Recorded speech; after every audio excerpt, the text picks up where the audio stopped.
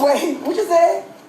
Oh, you talking to me? Yeah. Oh, I was saying, are you supposed to be anything in particular? No. Just pretty. Thank you. You know it's a one-way? Oh, jeez, it is. Yeah. Hey, Naisha. Naisha, I'm Ricky. Hi, Ricky. So what are you doing with yourself these days? Working. You work, what kind of work do you do? I drive right now, but I'm... Oh, you are? Mm-hmm. Okay. How about having a drink with me sometime? I'm married. Are you really? Mm-hmm. How long have you been married? Like almost a year. A year? Mm-hmm. How's it go? Oh, he said how long you've been married, bro. I thought he said I like them married. I swear I thought I heard this man say I like them married. But look, granddad ain't playing with your ass. He ready to spend that Social Security check. Oh, good. Great. He's a good guy, I bet. He is. Okay. You got any kids? 5. Wow. My oldest is 23. Are any of them his? I know, we don't have them together. Okay. Well, he's a lucky guy. It's so nice to meet you. I wouldn't bother you anymore. Okay, and get off this one-way street. I will do that one. Turn right here. Happy Easter. Same to you, honey. That boy turned down that one way to get to them cheap, boy. Some of y'all not gonna like this. Ladies, becoming a stripper is not an automatic, I'm about to get the bag. Facts. Somebody's gonna take care of me. I'm gonna find the biggest trick in America and he's gonna do it for me. That's not what that means. Getting your body done does not automatically mean someone's gonna start caring about you. Someone's gonna start putting their best foot forward with you. Oh my God, she got the fattest booty across the nation. I gotta get my no. Plus her sit-down ears stink, all right? I heard them BBL sit-down ears stink. I was in H&M and a cashier A chick at the cash wrap had her body done. Double BBL. Definitely, because you can't get that done in one shot. Double BBL, and she was working at H&M. What's the double BBL? Is that guaranteed that your butt and your legs don't match? That's what that sound like. Ass to thigh ratio don't match. That's what I took that as. Ladies, stop playing with your body, man. Look, I done gained some weight.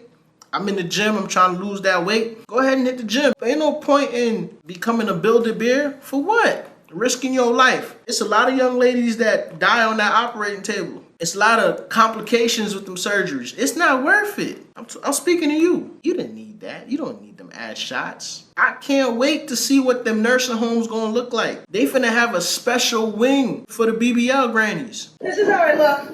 Mind you, look at the Google Earth car. Are they gonna find this on the internet? Yes. Oh. This is how I look. Mind you. How you found?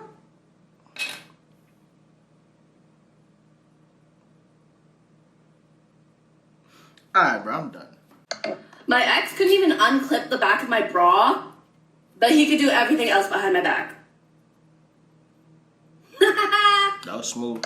It's kind of late, but I was a savage when it came to that bra. My wife's asleep. If she wasn't asleep, I'd have had her come in here and verify. I get my hand down there, get playing the guitar, and then my other hand back here. It was over with. I did it in one motion.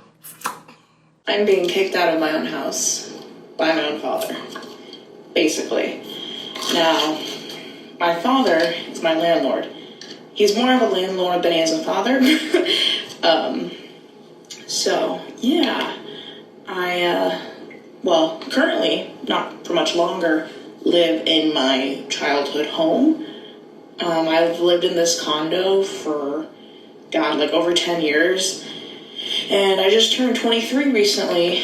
And, it's so funny. The universe works in such mysterious, silly ways because I was just thinking recently how I don't want to live in that house anymore because I have so many bad memories attached to it. I feel like I need to go somewhere else and explore. I've just been really feeling like... I know that certain cultures, they allow their kids to stay with them till they damn near 40. I feel as though in the black household, we try to push our kids out as soon as they turn 18. I'm not saying necessarily that's a good thing.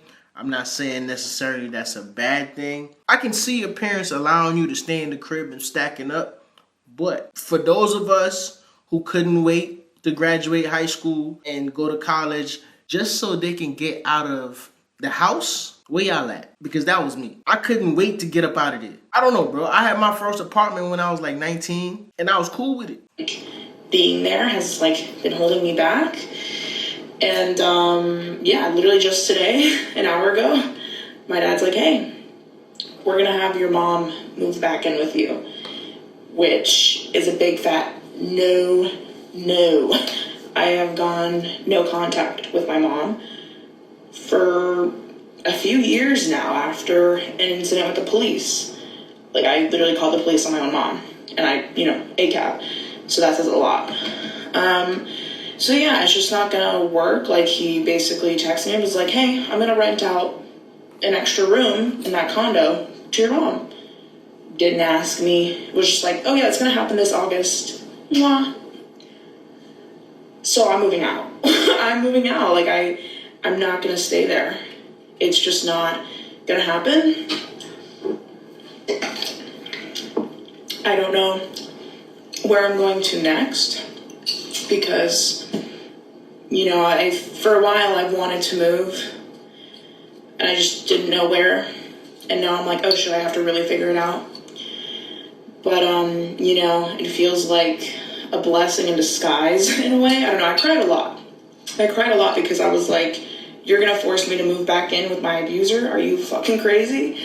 But now I'm like, oh, I think this is the universe being like, go, like, get out. Obviously, besides being betrayed by your own family, this is your opportunity to leave and go explore somewhere else. So I'm going to be leaving. So here's to a new chapter in life. Cheers. That's gas. I'm being kicked out of my own house. I gotta tread lightly, okay? Because she said abuse. Now, you can't judge people based on them being abused. You cannot do that. Especially if you weren't there, you can't do that. Now, I thought this story was gonna go someplace else, but I get it. Technically your dad didn't kick you out, but the fact that he's bringing your moms there and you and your mother have a bad relationship, I'm pretty sure he know you're going to choose to leave. I'll take that as a sign. At 23, I couldn't picture myself living with my parents. Even now, while we were preparing to get the house and I had to stay with my dad, there were certain things that, my dad was doing. I'd be like, damn, bro, I'm grown. If you have kids, let me know if this is a thing that grandparents do. My dad was pretty much stepping on my toes when it came to me disciplining my son. And I didn't like that. My son would do certain things and I'll go to reprimand him and then here go my dad butting in. And it's like, I don't want to disrespect you because you my dad, but you're not allowing me to be a dad. My son said some shit the other day, bro. I'm finna take his head off, dog. He ain't like the way I did something, so he gonna be like, oh, I'm gonna call grandpa and tell him. Oh, you gonna call your grandfather and what the fuck he gonna do? And I feel as though that's the example that was shown to him, that like, all right, I can do whatever and I'm gonna get away with it because grandpa's gonna protect me. Imagine you watching all my videos, laughing your ass off, but you still ain't subscribed. You got commitment issues, dog? It's free. It is free for you to subscribe and hit the notification bell. That way, YouTube not gonna control when or how you see my videos. Come on, people. What's going on? What are you waiting for? I ain't begging. I'm asking nicely. Don't make me ask you again. All right, I'm about to tell the story right now. Hold on. Y'all don't judge me or my shirt, okay? I'm not gonna say how long ago was it, where I was standing at, none of that. So him and his homeboy was locked up. My dude and his homeboy. So my dude thought he was made out, but he didn't. His homeboy got out. So then one day, he had just got out, he was fresh out. It wasn't even a week. He ended up seeing me. He ended up seeing me on live. So then he like, pull up, sis. Calling me sis and shit. Because when they was locked up or whatever, he was calling me sis. Yeah. Why are you so comfortable talking to your man's friend? I can never understand that. It's your man's friend, not your friend. The only type of contact I feel as though your girl should be having with your friends is if she trying to figure out where you at. All the other sideline conversations, that's not cool. So then, I'm like, I'm already, messed up. intoxicated. I'm like, let me come down from this or whatever, before I even pull up. You about to pull up? Barely was coming down from me, but I'm like totally for sure coming down, but it kept getting later. Because by that time it was probably like 1 in the morning, 1:30, 2 o'clock in the morning. It was about 2 o'clock in the morning, 2:30. And I was out on the south side at this party. Like I said, I'm not going to say where I was at and all that location to you know that. So y'all, I was on live. He was like, pull up, whatever, So I'm like, I got to round up my crew. Like, y'all, we gotta go. I gotta go pull up on bruh on the west side. So then, y'all, I goes out there in the car. You know how you feel like you know how you drunk, but you coming down off it, but then you realize like you still drunk. It's like a wave just come off just over your body. Like you just feel like you just out your body. That's what it was. So then I'm like, dang, I gotta shake this, but I want to see bruh. He want to see me. He just got out. Mind y'all, no intentions at all. I swear to God that I don't care how drunk I was, no intentions. This ain't ever happened in this life. You about to go see your man's friend after 1 in the morning. It's after 12. It's after midnight. You on your way to go see another nigga. Regardless of if it's your man's friend or not, to be in the vicinity of some penis. What you mean, no intentions? In the back of your mind, you didn't think that something could possibly happen? In the back of your mind, you didn't feel as though, maybe I shouldn't be doing that. Ever happen, ever. But let me go on with the story, y'all. So, I hop in the car with my crew. So, next thing you know, I'm like damn near there, but I had stopped at the gas station. Y'all, by this time, I started thinking like, dang, should I go over there or whatever? Because like I said, I'm starting to come out of it, but I'm still like, hey, you know, what's up? Or whatever. And the only reason why I second guessed is because it was late. By then, it was about 4 o'clock in the morning. And mind you, like, all the drinks I was drinking, I had Jungle Juice. I think I was drinking some Patron. It was just a lot going on. A lot. Like, don't mess with Jungle Juice. It's the devil. Swear. So then, you know, I get gas. Bitch, you the worst storyteller ever. Oh my God. All this shit. Get to the point. Ask whatever, won't pull out. I was about to be on E or whatever. Pulled up because he lived down the street from the gas station with his folks. Ooh, wait, why I say all that? Y'all, I ended up pulling up. I'm like, I'm outside. It better be a part 2, bro. Oh, it's a part 2 and 3. Okay, so look, boom. Pulled up. He come outside. I'm like, no. Let me start up. Boom, so I pulled up to the place or whatever.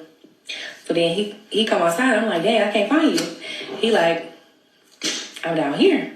Because it was like, I'm not even going to explain because some of y'all might know if I explain that. So then, you know, I parked the car or whatever. So then as soon as I got the car, he give me a hug. So I'm like, okay. After he give me a hug, he like, come down here. Come inside or whatever. So then I goes inside or whatever. Boom, we hit the room. We just got to talking or whatever. I'm like, he like, dang, it was nice. It's nice to see you. Like, I instantly, you know, look down, look where I'm at, look at my surroundings or whatever, because that's just what I do. I'm like, okay, so I guess close clear or whatever. So I had sat down a little bit. We both sat down or whatever. We got to chopping it up. So then he like, I forgot what I had said. Oh, now I was like, I bet you all your folks happy you at home, or whatever. So I'm like, what your mom say? Da, da, da. He like, oh, my mama did. I'm like, oh my gosh, I know this is like too much. I shouldn't even probably get that in there.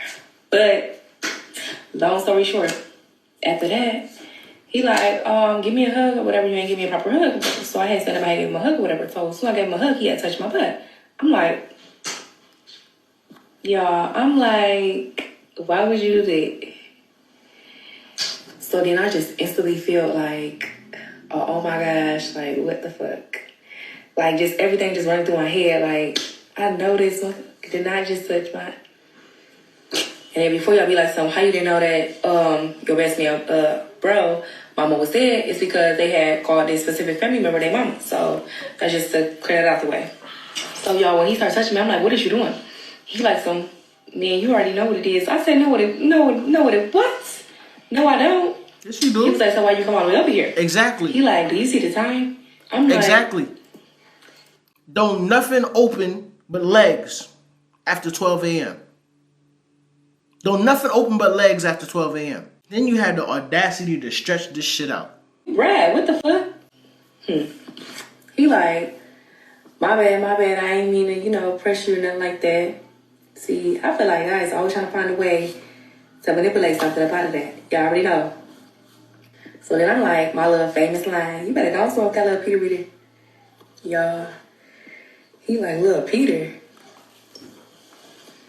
He whipped that boy out. I'm like, my eyes just went big. And I'm just like,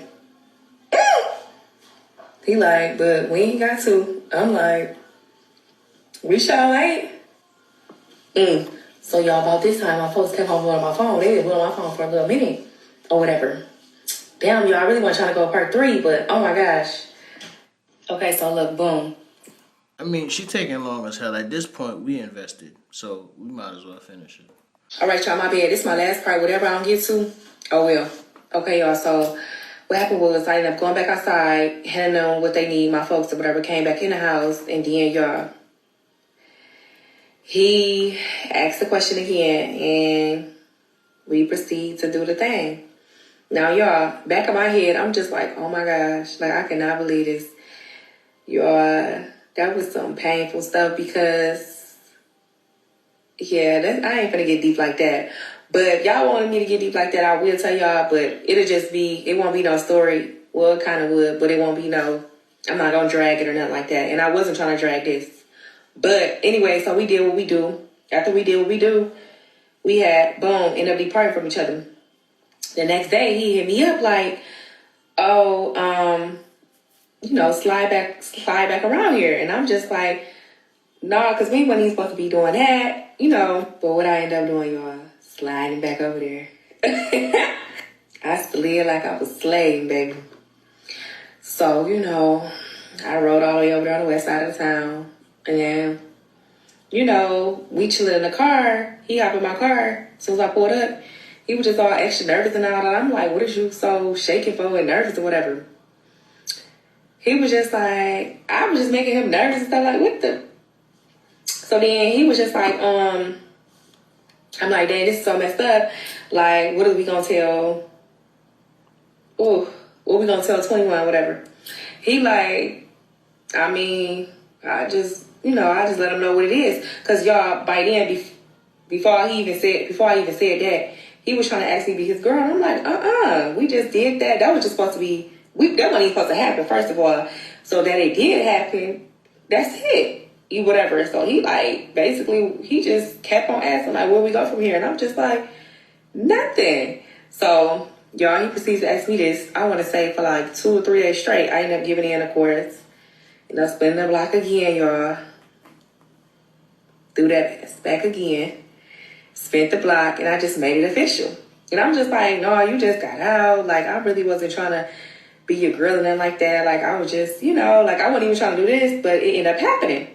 So, y'all, long story short, because the time about to get cut out, he ended up telling his homeboy, which was my boo, y'all, I would upload some messages or whatever, but it said my old phone, I gotta get it, my old iPhone.